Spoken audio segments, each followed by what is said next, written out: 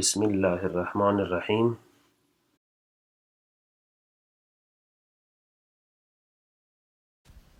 صفت الله هر څلور ورځې وروسته او عزت الله هر شپږ ورځې وروسته د توکو د اخیستلو لپاره د ښار مغازې ته ځي. که دوی د چنګاښ د میاشتې په 11مه نیټه په مغازه کې سره یوځای شوي وي، د زمري د میاشتې په کومه نیټه به دوی بیا د دویم ځل لپاره د ښار په مغازه کې سره یوځای سي. دلته تاسو اوس ګورئ سئ صفت الله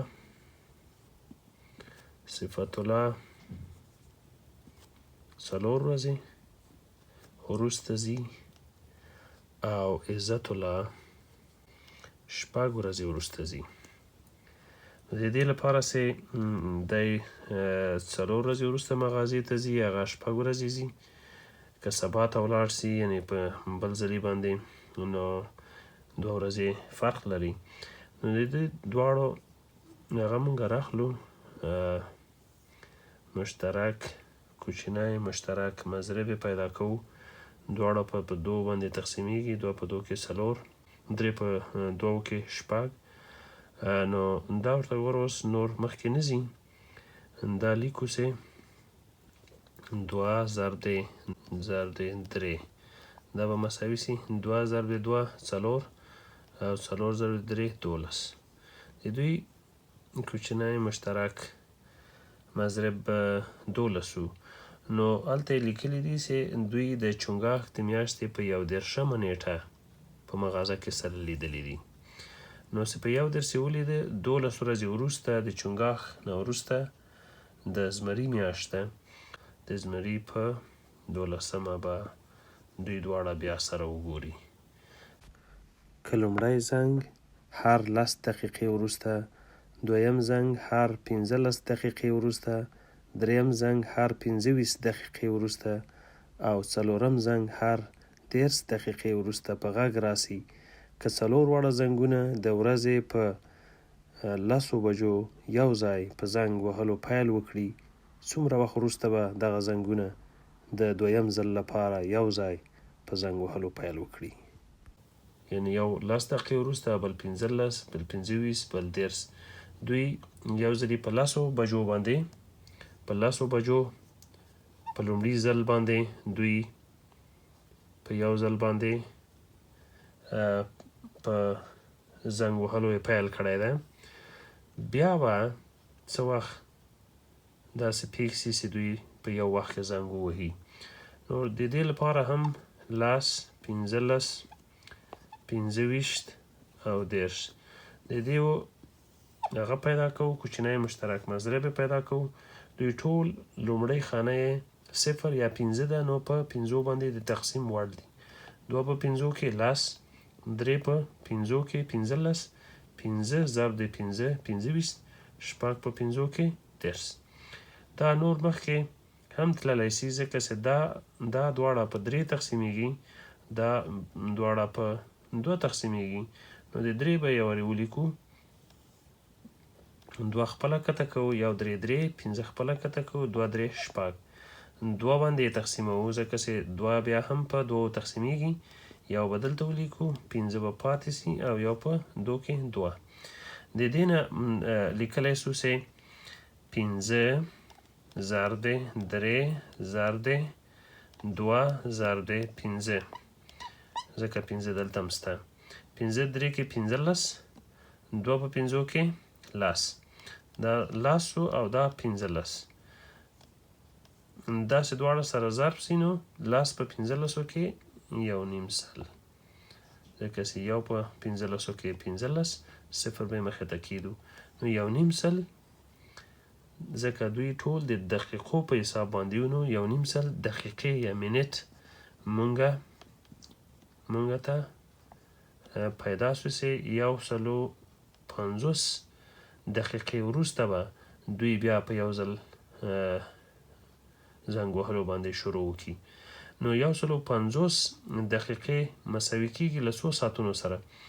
150 تقسیموو په 60 باندې. نو دلته تاسو وګورئ چې څو ورته ورکو 2 ورته ورکو 2 صفر په صفر کې صفر 2 په شپږ کې 12 نو کله چې له دې نه صفر صفر 5 نه چې 2 لاړ شي 3 نو 2 ساعتونه دېرش په داسې لیکلی شو چې یعنې 2 دېرش په شپېتو باندې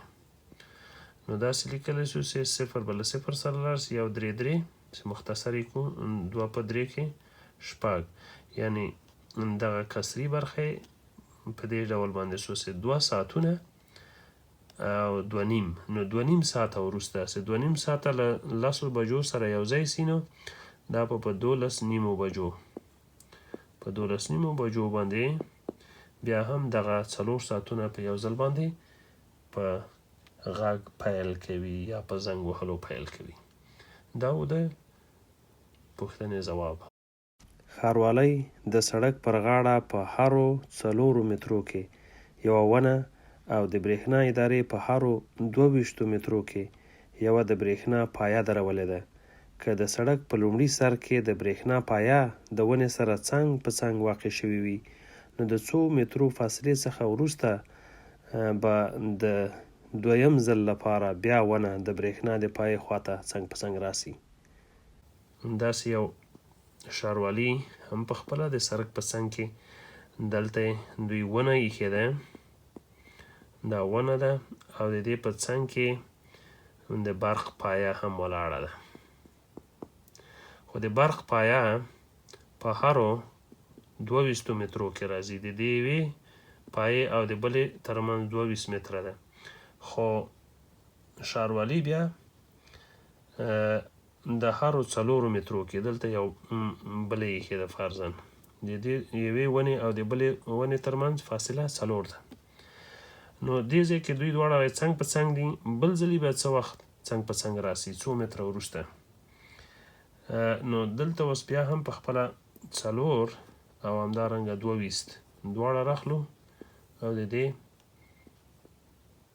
کوچنی مشترک مضرب پیدا کوو 2 په 2 کې 4 یو 2 2 یو 2 2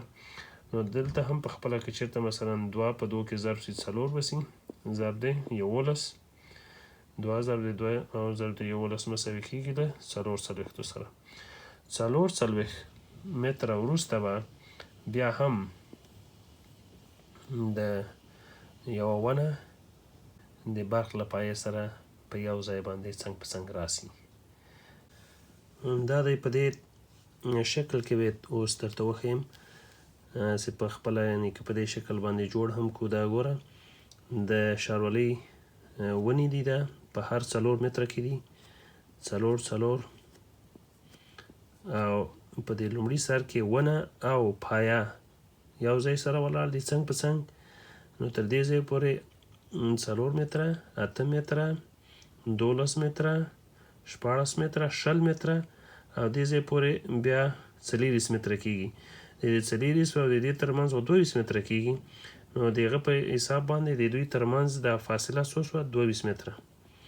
او د دوی ترمنځ فاصله 4 متره ده بیا هم دلته ورته ګوره د دې ترمنځ 1 2 3 4 5 په 4 کې 20 کېږي 2 متره دلته ده نو دا به هم 22 شي که نه په حساب باندې دې ځای نه تر دې ځای پورې دلته ونه به د پایه به دلته راسي که چېرته مثلا موږ وګورو دا پایه بیا هم د همدغه د ونې سره څنګ په څنګ راځي هلته ګوره موږ په هغه کې پیدا کړه چې د دواړو ترمنځ کله به ونه د پایې سره څنګ په څنګ راسي 4 متره وروسته نو دلته تاسو ګوره په ګوته مې درته وښوده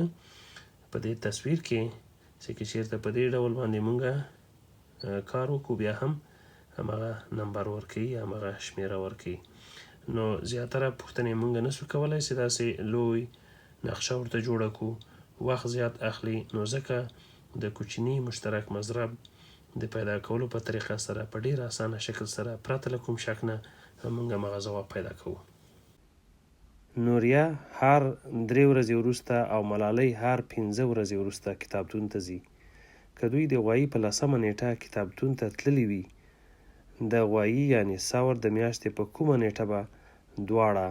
کتابتون کې بیا سره یو ځای سي؟ دا هر 3 ورځې ځي او دا هر 5 ورځې وروسته ځي. د لومړي ځل باندې د ثور په 10مه باندې سره کتلي دي، نو بل ځل به کله دوی سره وګوري. بیا هم مونږه 5 او 3 راخلو، دا یو له بله سره مشترک مخرج یې پیدا کوو، مشترک کوچنی مشترک مضرب. نو دلته مشترکات نه لري، دا خپله لومړني اعداد دي، یو له بله سره یې ضربوو او راسن یې لیکو 5 په 3 کې 15. نو 15 ورځې وروسته دوی یو له بله سره ګوري.